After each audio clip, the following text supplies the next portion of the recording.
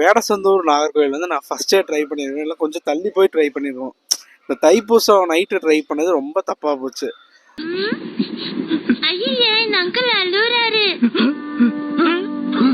Because இந்த travel அப்படி என்ன படுத்திருச்சுங்க. உண்மையை சொல்லணும்னா நாகர்கோவில் வேடசுந்தரை பத்தி குறையே சொல்ல முடியாது.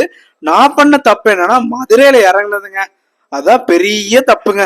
என்னாச்சுன்னா தைப்பூச நைட்டுனால எல்லா வண்டிகளையும் ஸ்பெஷல்னு வேற ஊருக்கு அனுப்பிச்சுட்டாங்க.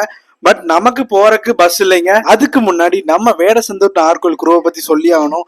தங்கமான மனுஷங்க 4 பேருமே. ரிட்டர்ன் டைமிங் எல்லாம் சூப்பரா வச்சிருக்காங்க. பட் காலையில டைமிங் தான் கொஞ்சம் கோளாரா இருக்கு நம்ம வண்டியில. வேடசந்தூர் டிப்போல இருந்து ஹையர் அபிஷியல்ஸ் யாராச்சும் பாத்துட்டு இருந்தீங்கன்னா தயவு செஞ்சு நம்ம டைமிங்கை மாத்திருங்க.